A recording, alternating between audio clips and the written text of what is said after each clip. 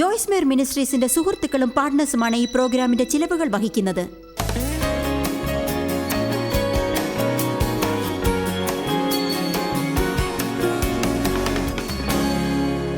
വേദപുസ്തകത്തിൽ എബ്രായർ 10:36 പറയുന്നത് നമുക്ക് നോക്കാം. ദൈവ ഇഷ്ടം ചെയ്ത് വാഗ്ദത്തം പ്രാപിക്കുവാൻ സഹിഷ്ണുതയാണ് നിങ്ങൾക്ക് ആവശ്യം, മുഴുവനായി വാഗ്ദാനത്തെ അനുഗ്രഹിക്കുവാൻ. ദൈവത്തിൻ്റെ വാഗ്ദാനങ്ങൾ, ദൈവം ആർക്ക് വേണ്ടിയാണ് വാഗ്ദാനം ചെയ്തിരിക്കുന്നത്? അവർക്കെല്ലാം ഉള്ളതാകുന്നു. ദൈവം ചെയ്യാൻ പറഞ്ഞ കാര്യങ്ങൾ ചെയ്യുന്ന ഏവർക്കും അവൻ നൽകിയ വാഗ്ദാനങ്ങൾ ലഭ്യമാകും എന്നാണ് ഇതിൽ പറയുന്നത്. യെശയ്യാവിൽ പറയുന്നു, അനുസരണയും താഴ്മയുമുള്ളവർ ഭൂമിയിലെ കൊഴുപ്പ് ഭക്ഷിക്കുമെന്ന്. നമുക്കെല്ലാം സമ്മതമാണ്. പക്ഷേ നമ്മൾ താഴ്മയുള്ളവരാണോ? ആദ്യം നിങ്ങൾ വാഗ്ദാനങ്ങളെക്കുറിച്ച് അറിയണം. അതിനുശേഷം ദൈവം നിങ്ങളോട് ചെയ്യാൻ പറഞ്ഞിരിക്കുന്നത് നിങ്ങൾക്ക് അറിയാവുന്ന വിധത്തിൽ അനുസരണയോടെ ചെയ്യണം. അതാണ് ചെയ്യേണ്ടത്. ഞാനൊരു കാര്യം പറയട്ടെ, നിങ്ങൾ കേൾക്കുന്ന ഓരോ വാക്കിനും അത്ഭുതകരമായ ചുമതലയുണ്ട്. ദൈവത്തെ അനുസരിക്കാൻ ആഗ്രഹമില്ലെങ്കിൽ വീട്ടിൽ തന്നെ ഇരുന്നാൽ മതി. ഒന്നും പഠിക്കാനായി എവിടെയും പോകണ്ട. കാരണം ഓരോ തവണ നിങ്ങൾ TV ഓൺ ചെയ്യുമ്പോഴും ആരെങ്കിലും സത്യത്തെക്കുറിച്ച് പ്രസംഗിക്കുന്നത് നിങ്ങൾ കേൾക്കും. നിങ്ങൾക്ക് പണ്ടത്തേക്കാൾ അറിവ് സമ്പാദിക്കാനുണ്ട്. പണ്ടത്തേക്കാൾ കൂടുതൽ ഉത്തരവാദിത്വം ഉണ്ടാവണം. ഇത് നിങ്ങളുടെ വിനോദത്തിന് വേണ്ടിയുള്ളതല്ല. നമ്മൾ മറ്റുള്ളവരെ കാണിക്കാൻ നടത്തുന്നതല്ല ഇത്. ഇത് ജീവിതത്തെ രക്ഷിക്കുന്ന, ജീവിതത്തെ മാറ്റുന്ന തത്വങ്ങളാണ്. പരിശുദ്ധാത്മാവ് നിങ്ങളോട് യാചിക്കുകയാണ്, ദൈവത്തിൻ്റെ ഹിതം അനുഷ്ഠിക്കൂ. അപ്പോൾ നിങ്ങൾക്ക് വേണ്ടി പുത്രനെ മരിക്കാനായി അയച്ച ദൈവത്തിൻ്റെ ഹിതം നിങ്ങൾ ചെയ്യും. സാത്താൻ മോഷ്ടിക്കാനും വധിക്കാനും നശിപ്പിക്കാനും വരുന്നു. യേശു പറഞ്ഞു, ഞാൻ വന്നിരിക്കുന്നത് നിങ്ങളുടെ ജീവിതം സന്തോഷപ്രദമാക്കാനും അത് കവിഞ്ഞൊഴുകുവോളം വാരിക്കോരി മുഴുവനായി നിങ്ങൾക്ക് നൽകാനുമാണ്. സാത്താൻ നമ്മെ പീഡിപ്പിക്കാനായി കൊണ്ടുവരുന്ന മണ്ടത്തരങ്ങൾ കാരണം നമ്മൾ ദുരിതം അനുഭവിക്കാൻ വേണ്ടി അല്ല അവൻ വന്നത്. ജീവിതത്തിൽ നമ്മുടെ ഉദ്ദേശം ദൈവത്തെ അനുസരിക്കുകയാണ്. യേശു പറഞ്ഞു, എൻ്റെ ഭക്ഷണം, എൻ്റെ പോഷകം ദൈവഹിതത്തെ പ്രവർത്തിക്കുകയാണ്. അതാണ് വിശപ്പിൽ നിന്ന് എന്നെ സംരക്ഷിക്കുന്നത്. അവൻ ശരീരത്തിൻ്റെ വിശപ്പിനെ കുറിച്ചായിരുന്നില്ല പറഞ്ഞത്. അവൻ പറഞ്ഞത് എപ്പോഴും എന്തെങ്കിലും ഉണ്ടാവണമെന്ന് ആവശ്യപ്പെട്ടുകൊണ്ടിരിക്കുമെന്നാണ്. എന്തിനായിട്ടെങ്കിലും എപ്പോഴും നോക്കുന്നതാണ്. അവൻ പറഞ്ഞു, എൻ്റെ പോഷകം, എന്നെ തൃപ്തിപ്പെടുത്തുന്ന ഭക്ഷണം ലഭിക്കുന്നത് പിതാവിൻ്റെ ഹിതം പ്രവർത്തിക്കുന്നത് കൊണ്ടാണ്. ഞാൻ ഒന്ന് പറയട്ടെ, ഒരു ദിവസത്തിൻ്റെ അവസാനം വിശ്രമിക്കാനായി കിടക്കയിൽ കിടക്കുമ്പോൾ നിങ്ങളുടെ കഴിവിനും മേലെ അന്നേ ദിവസം ദൈവം ചെയ്യാൻ പറഞ്ഞു എന്ന് നിങ്ങൾ വിശ്വസിക്കുന്ന കാര്യങ്ങൾ ചെയ്തു എന്ന് തോന്നും.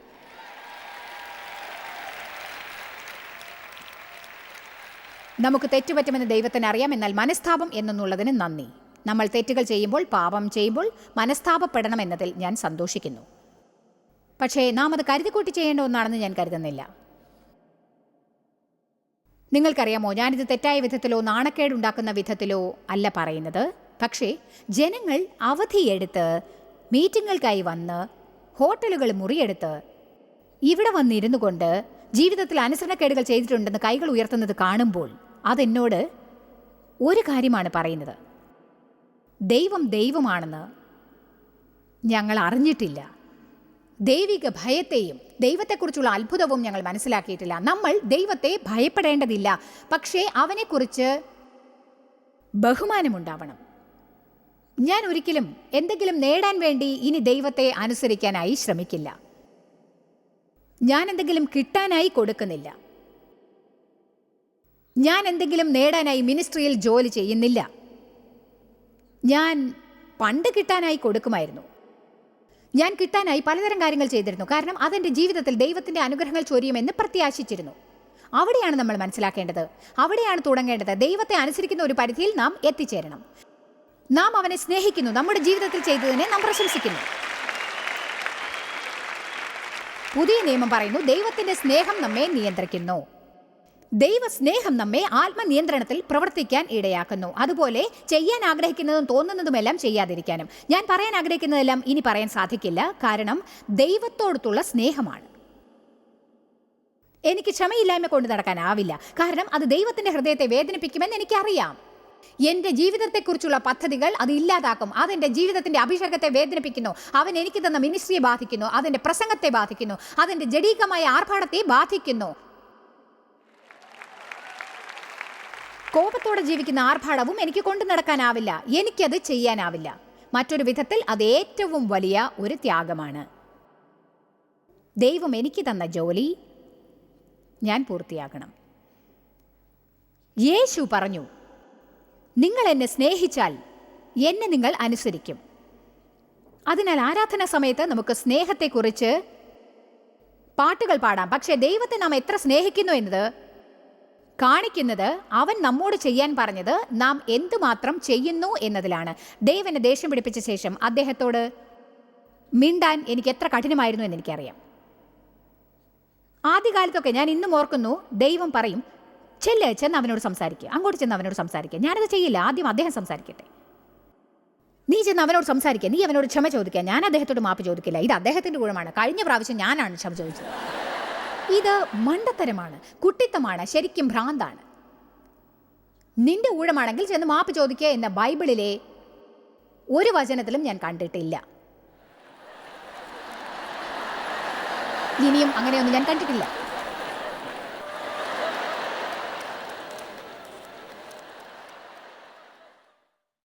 പല പക്വതയുള്ള ക്രിസ്ത്യാനികളും എപ്പോഴും നേരായത് ആദ്യം ചെയ്യുമെന്നറിയാമോ? മറ്റാരെങ്കിലും ശരിയായത് ചെയ്യുന്നത് വരെ നിങ്ങൾ കാത്തിരിക്കാൻ പാടില്ല. എന്താണ് തെറ്റ്, അത് ചെയ്ത് നിങ്ങൾ രക്ഷപ്പെടാമെന്ന് കരുതേണ്ട. കാരണം നിങ്ങൾക്കറിയുന്ന ചിലർ തെറ്റ് ചെയ്തിട്ടുണ്ടായിരിക്കാം. മറ്റുള്ളവരുടെ കണക്ക് ബോധിപ്പിക്കേണ്ടത് നിങ്ങളല്ല. ഓരോരുത്തരും ദൈവത്തിന് മുന്നിൽ അവരവരുടെ ജീവിതത്തിന്റെ കണക്കുകളാണ് ബോധിപ്പിക്കേണ്ടത്. എല്ലാവരും അങ്ങനെ ചെയ്യുന്നുണ്ടല്ലോ. എല്ലാവരും ആ പടം കാണാൻ പോയല്ലോ, എല്ലാവരും അത് ചെയ്യുന്നുണ്ടല്ലോ, പിന്നെ എനിക്ക് മാത്രം എന്താ? എന്നാൽ ആ എല്ലാവരും നിങ്ങളല്ല. നിങ്ങൾ ദൈവത്തോട് നിറയെ വേണമെന്ന് ചോദിച്ചു, അത് വേണമോ വേണ്ടയോ? പറയൂ. സഭാപ്രസംഗി 12:13. ഈ വചനം എഴുതിയത് ശലോമോനാണ്. ദൈവത്തോട് ജ്ഞാനത്തിനായി ചോദിച്ച അയാൾക്ക് മറ്റാരേക്കാളും കൂടുതൽ ജ്ഞാനമുണ്ടായിരുന്നു. അയാൾക്ക് അത്രയേറെ ജ്ഞാനമുണ്ടായിട്ടും ഒടുവിൽ അയാൾ മണ്ടത്തരം പ്രവർത്തിച്ചു. അതാണ് ഏറ്റവും രസകരം. ആ പ്രശ്നത്തിൻ്റെ ഒരു ഭാഗം അയാളുടെ ജ്ഞാനമായിരുന്നു. അയാൾ ജ്ഞാനത്തോടെ പ്രവർത്തിച്ചപ്പോൾ അത് അളവില്ലാത്ത അത്ഭുതകരമായ സമൃദ്ധി അയാളുടെ ജീവിതത്തിൽ കൊണ്ടുവന്നു. നിങ്ങൾക്കറിയാമോ, ജ്ഞാനം ധനവും മാനവും സഹായവും കൊണ്ടുവരും എന്ന്. അയാൾക്ക് ധാരാളം ജ്ഞാനമുണ്ടായിരുന്നത് അയാളെ സ്വാർത്ഥതയിലേക്കും സ്വകേന്ദ്രീകൃതതയിലേക്കും നയിച്ചു. എന്നിട്ട് ദൈവത്തെ തൻ്റെ സകല ജ്ഞാനത്തോടെയും മുഴുവനായി സേവിക്കുന്നതിന് പകരം അയാൾ സ്വയം എല്ലാം ചെയ്യാൻ ശ്രമിച്ചു. അതിനാൽ അയാൾ പറഞ്ഞു, ഞാൻ എനിക്ക് വീടുകൾ നിർമ്മിച്ചു, ഞാൻ എനിക്ക് കുളങ്ങൾ ഉണ്ടാക്കി, ഞാൻ എനിക്ക് ഇതുണ്ടാക്കി, എല്ലാം എനിക്ക് വേണ്ടി. സഭാപ്രസംഗി വായിച്ചാൽ അതറിയാം. അതിനുശേഷം തനിക്ക് എത്ര ഭാര്യമാരെ എടുത്തു എന്ന് അയാൾ നോക്കി. അയാൾക്ക് ഒരു വ്യക്തിക്ക് ആവശ്യമായതെല്ലാം തന്നെ ഉണ്ടായിരുന്നു. എന്നിട്ടും അയാൾ ദുരിതം അനുഭവിച്ചു. ഇനി സഭാപ്രസംഗിയുടെ അവസാനം എന്തായിരുന്നു എന്ന് നോക്കാം. അവസാനത്തെ അധ്യായം, ഏറ്റവും അവസാനത്തെ വാക്യം, തൻ്റെ ജീവിതത്തെക്കുറിച്ച് അയാൾ എന്തു പറയുന്നു എന്ന് നമുക്ക് നോക്കാം. എല്ലാറ്റിനും സാരം കേൾക്കുക. അവസാനത്തെ കാര്യം ഇതാണ്: ദൈവത്തെ അവൻ ആരാണെന്നറിഞ്ഞ് ഭയപ്പെട്ട് ആരാധിക്കുക, അവൻ്റെ കൽപ്പനകൾ പാലിക്കുക. കാരണം അതാകുന്നു മനുഷ്യന് വേണ്ടത്. ദൈവം നല്ലതും തീയതുമായ സകല പ്രവൃത്തിയെയും സകല സന്തോഷത്തെയും അവൻ്റെ സകല സ്വഭാവത്തെയും സൂര്യന് കീഴെയുള്ള സകല പരിതസ്ഥിതിയെയും മനുഷ്യൻ്റെ സകല ദുഃഖത്തെയും അവൻ ന്യായവിസ്താരത്തിലേക്ക് കൊണ്ടുവരും. നമുക്കിതിൻ്റെ തുടക്കത്തിലേക്ക് വീണ്ടും പോകാം. ആ ഭാഗം ഞാൻ വീണ്ടും വായിക്കാം, നിങ്ങളത് മനസ്സിലാക്കണം. ഞാൻ സകലവും പരിശ്രമിച്ചു, ഇതാകുന്നു അതിൻ്റെ അവസാനം. ദൈവത്തെ ഭയപ്പെടുക, അവൻ ആരാണെന്ന് അറിയുക, അവൻ്റെ കൽപ്പനകൾ പാലിക്കുക. കാരണം അതാകുന്നു നിങ്ങളെ സൃഷ്ടിച്ചതിൻ്റെ ഏറ്റവും വലിയ ഉദ്ദേശം. നമ്മെ സൃഷ്ടിച്ചിരിക്കുന്നത് അവൻ്റെ ഹിതമനുസരിച്ച് അവനെ മഹത്വപ്പെടുത്താനാണ്. പാട്ടുകൾ പാടിക്കൊണ്ടല്ല, പകരം അവൻ്റെ ഹിതം ചെയ്തുകൊണ്ട്. വേദപുസ്തകം പറയുന്നു, നമ്മൾ ദൈവത്തെ ആത്മാവിനാലും സത്യത്താലും ആരാധിക്കണം. തന്നെ ആത്മാവിലും സത്യത്തിലും ആരാധിക്കുന്നവരുണ്ടോ എന്ന് ദൈവം നോക്കുന്നു. ഞാനിത് പല വർഷങ്ങൾക്ക് മുൻപേ അന്വേഷിക്കാൻ ആരംഭിച്ചു. എന്താണ് ഇതിൻ്റെ അർത്ഥം? ദൈവത്തെ ആരാധിക്കുന്നു എന്ന് വിചാരിക്കുക മാത്രമല്ല, ഞാനൊരു ഓവർഹെഡ് സ്ക്രീനിൽ വരികൾ നോക്കി പാട്ട് പാടുന്നു. പകരം നമ്മുടെ ജീവിതത്തെ മുഴുവനായി ദൈവത്തെ ആരാധിക്കാൻ ഉപയോഗിക്കണം. നാം എടുക്കുന്ന ഓരോ തീരുമാനത്തെ കൊണ്ടും, നാം പൊതുജനങ്ങളുടെ മുന്നിൽ ചെയ്യുന്ന എല്ലാം കൊണ്ടും, അത് പ്രൊവിഷൻ സ്റ്റോറിലായാലും നിങ്ങളുടെ പ്രൊവിഷൻ കാർഡ് മറ്റൊരാളുടെ പുതിയ കാറിൽ ചാരി വെക്കുമ്പോൾ അത് ദൈവത്തെ ആരാധിക്കുകയാണെന്ന് തോന്നുന്നുണ്ടോ? പെയിന്റിൽ പോറൽ വീണാൽ അത് കാര്യമാക്കാതെ ഇരുന്നിട്ടുണ്ടോ?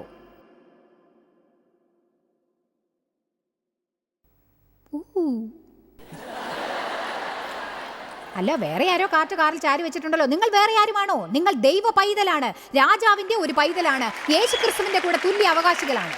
നിങ്ങൾ ആ മറ്റുള്ളവരല്ല. നമ്മൾ ലോകത്തിലുള്ളവർക്ക് എങ്ങനെ ജീവിക്കണമെന്ന് കാണിക്കേണ്ടവരാണ്. അവരെ പോലെ ജീവിക്കേണ്ടവരല്ല. അവർക്ക് എങ്ങനെ ജീവിക്കണം എന്നതിന് ഉദാഹരണമാവേണ്ടവരാണ് നമ്മൾ. ആമേൻ. ഞാൻ സ്റ്റോറിൽ പോയി 2 ജോഡി ഷൂസ് വാങ്ങി. ഷൂസിന് മാച്ച് ചെയ്യുന്ന 2 പേഴ്സുകൾ നോക്കി. പിന്നീട് ഒരു പേഴ്സ് വാങ്ങിയാൽ മതി എന്ന് തീരുമാനിച്ചു. ഞാൻ വീട്ടിലെത്തിയപ്പോൾ കടക്കാരൻ അതിനെനിക്ക് ബില്ല് ചെയ്തിരുന്നില്ല. പകരം അറിയാതെ 2 പേഴ്സും 2 ജോഡി ഷൂസും പാക്ക് ചെയ്തിരുന്നു. ദൈവം എനിക്ക് ഒരു പേഴ്സ് സൗജന്യമായി തന്ന് അനുഗ്രഹിക്കാൻ ശ്രമിക്കുകയാണോ? ബാലിശരായ ചില ക്രിസ്ത്യാനികൾ ചിന്തിക്കുന്നത് പോലെ, ഓ ഇത് കണ്ടില്ലേ, ദൈവത്തിന്റെ അനുഗ്രഹമാണിത്, ഒരു പേഴ്സ് കൂടുതൽ തരാൻ ദൈവം ആഗ്രഹിച്ചു, അതുകൊണ്ടാണ് എനിക്കിത് തന്നിരിക്കുന്നത്. നന്ദി യേശുവേ.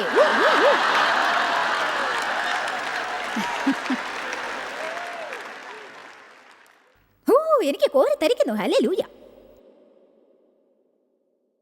അല്ല, ബാലിശമായ ചിന്താഗതിക്കാരെ, വേഗം കാറിൽ കയറിയിരിക്കാൻ നോക്കൂ. കാറിന്റെ പെട്രോൾ ചിലവായിക്കൊള്ളട്ടെ, ആ പേഴ്സ് തിരികെ കൊണ്ടുപോകണം. കാരണം നിങ്ങളൊരു ആരാധകനാണ്. നിങ്ങൾ ചെയ്യുന്ന എല്ലാം കൊണ്ടും ദൈവത്തെ ആരാധിക്കുന്നവരാണ് നിങ്ങൾ. ആമേൻ. പക്ഷേ അത് അവരുടെ തെറ്റല്ലേ. ഞാനെന്തിനത് തിരിച്ചു കൊണ്ടുപോകാൻ പെട്രോൾ ചിലവാക്കണം? അങ്ങനെ പോകുമ്പോൾ എൻ്റെ സമയവും പണവുമാണ് തിരിച്ചു പോകുമ്പോൾ നഷ്ടപ്പെടാൻ പോകുന്നത്.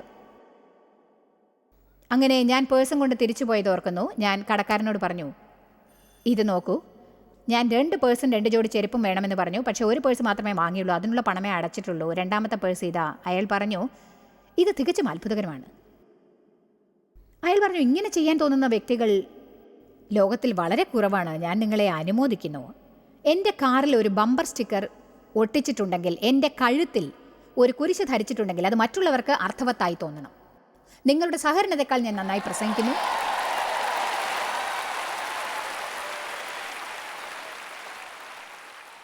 എനിക്ക് ഈ സന്ദേശം ഇഷ്ടമാണ്. കാരണം ഇത് നിങ്ങളിൽ ചിലരെ നാശത്തിലേക്ക് നയിക്കുന്ന വിശാലമായ പാതയെ ഉപേക്ഷിച്ച് ജീവിതത്തിലേക്ക് നയിക്കുന്ന ഇടുങ്ങിയ പാതയെ സ്വീകരിക്കാനായി ഉത്തേജിപ്പിക്കും.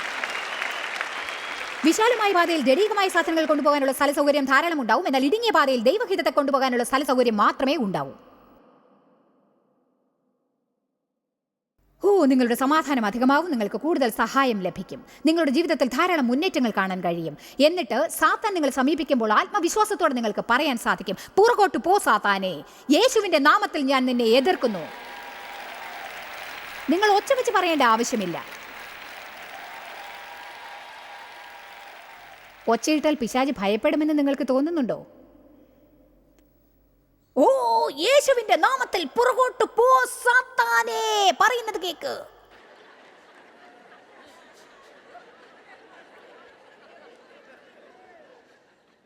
സഭാപ്രസംഗി 12:13 നിങ്ങൾ വായിച്ചാൽ ആ വാക്യത്തിന്റെ 2ാം ഭാഗം ഇങ്ങനെ പറയുന്നു, എല്ലാ സ്വഭാവങ്ങളുടെയും അടിസ്ഥാനം അനുസരണമാണെന്ന്. നമ്മൾ എങ്ങനെയാണ് ദൈവിക സ്വഭാവത്തെ വളർത്തുന്നത്? നമുക്ക് ചെയ്യാൻ തോന്നാത്തപ്പോഴും ശരിയായത് മാത്രം ചെയ്യുക. അത് ചെയ്യാൻ നമുക്ക് തോന്നേണ്ട കാര്യമില്ല.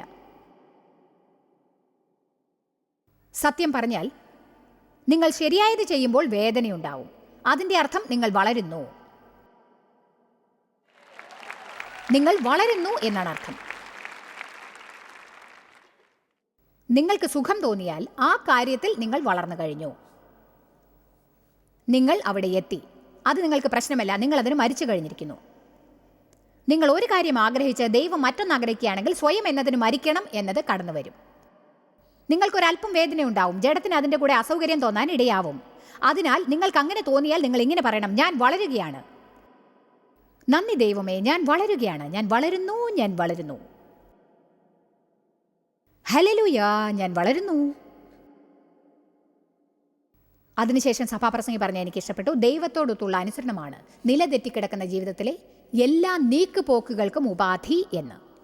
സമാധാനമില്ലാതാക്കുന്ന എല്ലാം, സമനിലയില്ലാത്തതെല്ലാം, നിങ്ങൾക്ക് സമനില ഇല്ലാതാക്കുന്ന കാര്യങ്ങളിൽ ഒന്ന്, അത് പണത്തിൻ്റെതായാലും അങ്ങനെ എന്തായാലും ശരി, നിങ്ങൾക്ക് സമനില ഇല്ലാതാക്കുന്ന ഒരു കാര്യം എന്താണെന്നോ?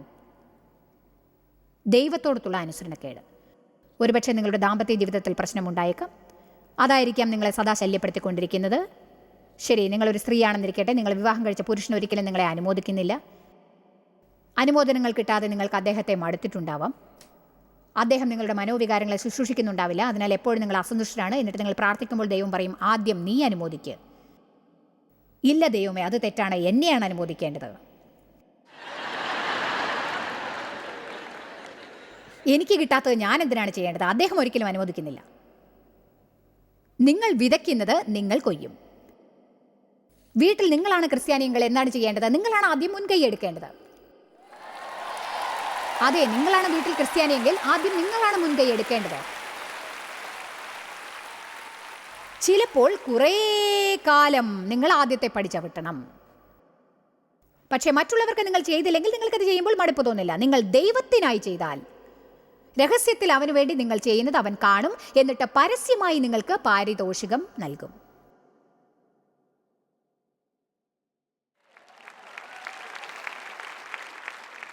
ചെറിയ കാര്യങ്ങളിൽ വിശ്വസ്തരാവുക. ഞാൻ എവിടെയാണ് ആദ്യം തുടങ്ങാൻ ആഗ്രഹിക്കുന്നതെന്നോ നിങ്ങളുടെ ചിന്തകളിൽ നിന്നാണ്. ഞാൻ നിങ്ങളുടെ ചിന്തകളിൽ നിന്നാണ് തുടങ്ങാൻ ആഗ്രഹിക്കുന്നത്. എന്തുകൊണ്ടാണെന്നോ 2 കൊരിന്ത്യർ 10:4-5 പറയുന്നു, പോരാട്ടത്തിനുള്ള നമ്മുടെ ആയുധങ്ങൾ ജഡീകമല്ല, അവ ശത്രുവിൻ്റെ വൻകോട്ടകളെ തകർക്കാനുള്ള ദൈവസന്നിധിയിൽ ശക്തിയുള്ളവ തന്നെ. അവയാൽ ഞങ്ങൾ സങ്കല്പങ്ങളും ദൈവത്തിൻ്റെ പരിജ്ഞാനത്തിന് വിരോധമായി പൊങ്ങുന്ന എല്ലാ ഉയർച്ചയും ഇടിച്ചു കളഞ്ഞ്, 5-ാം വാക്യം പറയുന്നു, ഏത് വിചാരത്തെയും ക്രിസ്തുവിനോടുള്ള അനുസരണത്തിനായിട്ട് പിടിച്ചടക്കി എന്നാണ് പറയുന്നത്. ഇന്ന് ഞാൻ ഇവിടെ വരുന്നതിന് മുൻപായി ഞാൻ പല ചിന്തകളെയും തളച്ചിടേണ്ടി വന്നു. അവയെല്ലാം തന്നെ വികൃതമായ ചിന്തകളായിരുന്നു.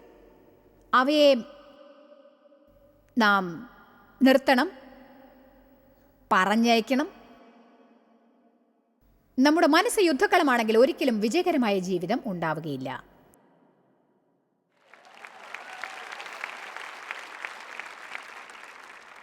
ആരെങ്കിലും നീലച്ചിത്രങ്ങൾക്ക് അടിമയാണെങ്കിൽ അതിനെക്കുറിച്ചുള്ള ചിന്തകൾ ചിന്തിച്ചിട്ട് സ്വതന്ത്രരാവാനായി ഒരു പ്രെയർ ലൈനിൽ ചെന്ന് പ്രാർത്ഥിക്കാൻ പറയില്ല. നിങ്ങൾക്ക് പ്രാർത്ഥിക്കാം, നിങ്ങൾ പ്രാർത്ഥിക്കണം. എന്നാൽ നിങ്ങൾ ആദ്യമായി ചെയ്യേണ്ടത് എന്താണെന്നോ, യേശുക്രിസ്തുവിൻ്റെ അനുസരണയോടെ എല്ലാ ചിന്തകളും ബന്ധിച്ചിടണം. ഒരാൾ നിങ്ങളോട് ചെയ്തതിനെക്കുറിച്ച് ചിന്തിച്ചുകൊണ്ടേയിരുന്നാൽ ഒരിക്കലും അവരോടുള്ള വിദ്വേഷം മാറില്ല, അല്ലേ? നിങ്ങൾക്കില്ലാത്തത് എന്താണ്, മറ്റുള്ളവർ നിങ്ങൾക്ക് ചെയ്തു തരാത്തത് എന്താണ് എന്ന് ചിന്തിച്ചുകൊണ്ടിരുന്നാൽ സ്വയ സഹതാപത്തിൽ നിന്ന് കരകയറാൻ സാധിക്കുകയില്ല. നിങ്ങൾക്ക് എന്താണോ ഉള്ളത് അതിൽ ശ്രദ്ധ പതിപ്പിക്കണം. ദൈവം നിങ്ങളോട് എത്ര നല്ലവനാണ്, നിങ്ങൾ എത്ര അനുഗ്രഹീതരാണ്.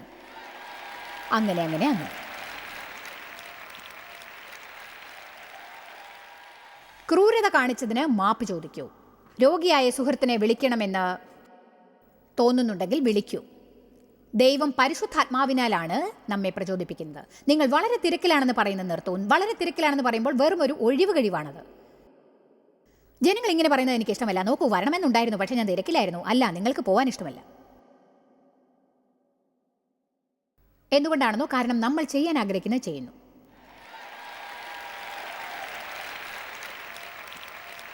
നോക്കൂ, ദിവസവും രാവിലെ ദൈവത്തോടൊത്ത് സമയം ചിലവാക്കണമെന്നുണ്ട്, പക്ഷേ ഞാൻ തിരക്കിലാണ്. നിങ്ങൾക്കറിയാമോ, നിങ്ങൾ ഷെഡ്യൂൾ മാറ്റണം. കാരണം ദൈവത്തിനായി നിങ്ങൾ തിരക്കിലാണെങ്കിൽ നിങ്ങളുടെ ജീവിതത്തിൽ ഒന്നും നടക്കുകയില്ല. ഓ ഹല്ലേലൂയ.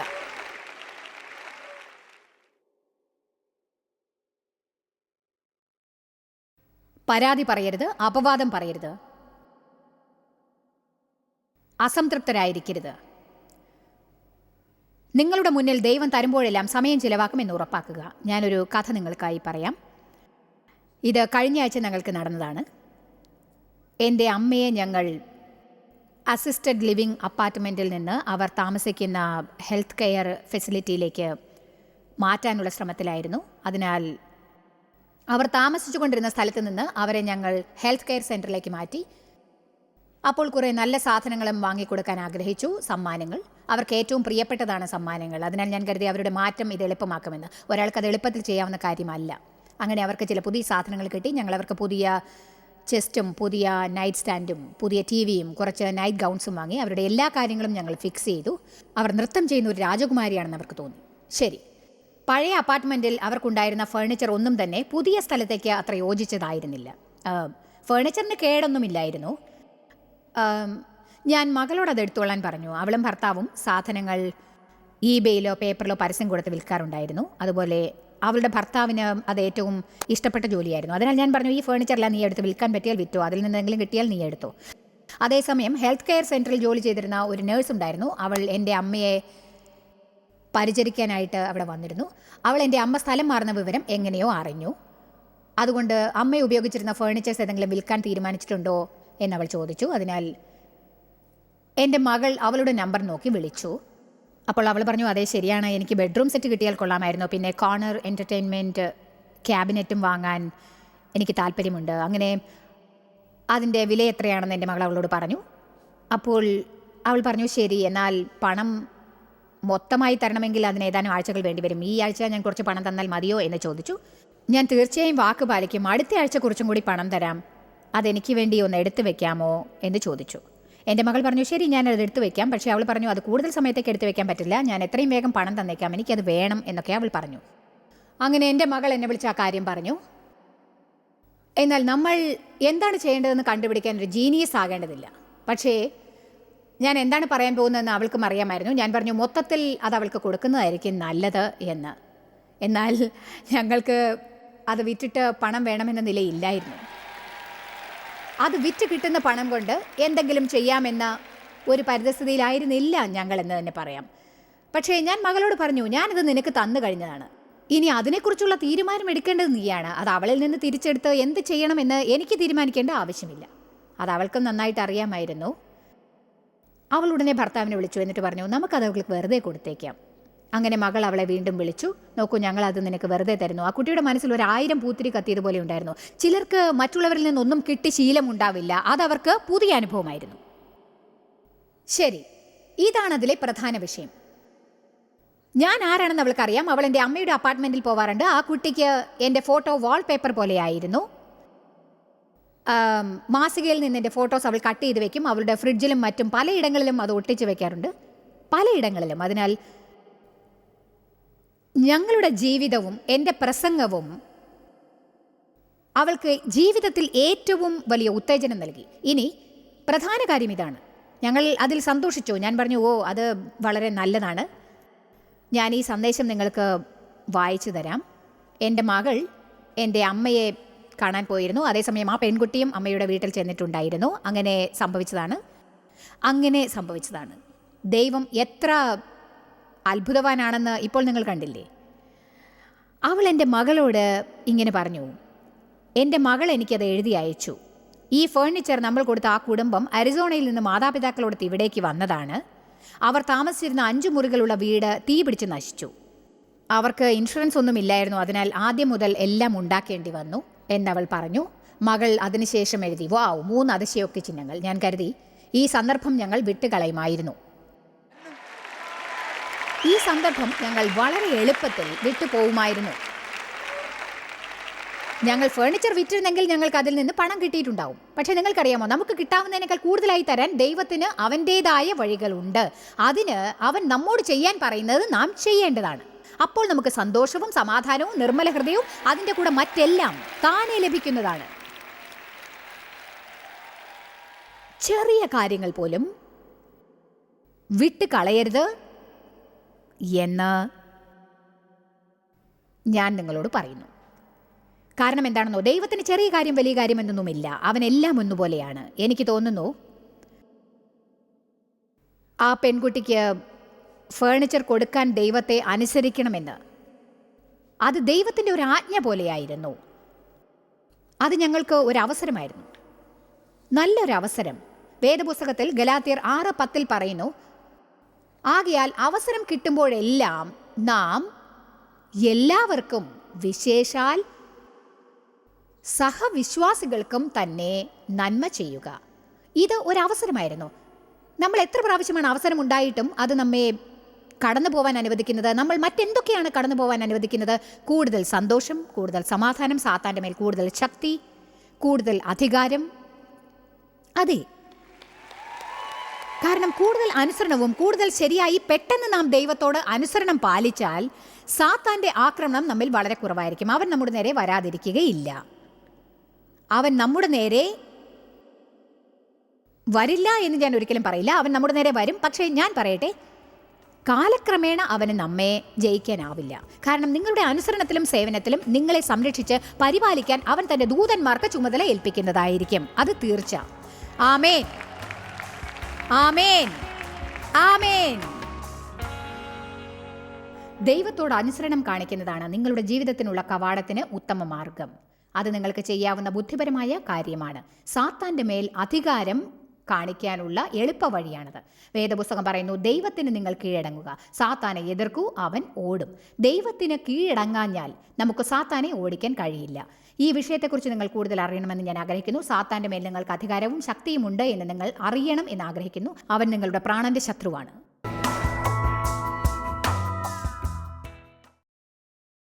ജോയ്സ് മേയറുടെ ശുശ്രൂഷാ കേന്ദ്രത്തിൽ നിങ്ങൾ അറിഞ്ഞതിനേക്കാൾ നിങ്ങൾ ഞങ്ങൾക്ക് വളരെ പ്രിയപ്പെട്ടവരാണ്. ലോകം മുഴുവൻ ഈ ശുശ്രൂഷാ കേന്ദ്രത്തെ നടത്താൻ സഹായിച്ചതിൽ എല്ലാവർക്കും വളരെ നന്ദി. നമ്മൾ ഒരുമിച്ച് വിശക്കുന്നവർക്ക് ആഹാരം കൊടുക്കുന്നു, പാവപ്പെട്ടവർക്ക് വസ്ത്രങ്ങൾ കൊടുക്കുന്നു, എല്ലാ ദേശത്തേക്കും സന്ദേശങ്ങൾ അറിയിക്കുന്നു. ഞങ്ങൾ നിങ്ങളോട് അപേക്ഷിക്കുകയാണ്, ഞങ്ങളോട് ബന്ധപ്പെടുക. joycemeyer.org. നിങ്ങളുടെ പ്രാർത്ഥനകളും അപേക്ഷകളും പകർന്നുകൊള്ളാൻ, അതിനെപ്പറ്റി കൂടുതൽ അറിയുവാൻ, ജോയ്സിന്റെ പൊതുയോഗ വിവരപ്പട്ടിക ലോകം മുഴുവൻ ക്രിസ്തുവിന്റെ സ്നേഹം പകരാൻ ഞങ്ങളോട് പങ്കുചേരുക. ജോയ്സ് മേയർ മിനിസ്ട്രീസിന്റെ സുഹൃത്തുക്കളും പാർട്ട്നേഴ്സുമാണ് ഈ പ്രോഗ്രാമിന്റെ ചിലവുകൾ വഹിക്കുന്നത്.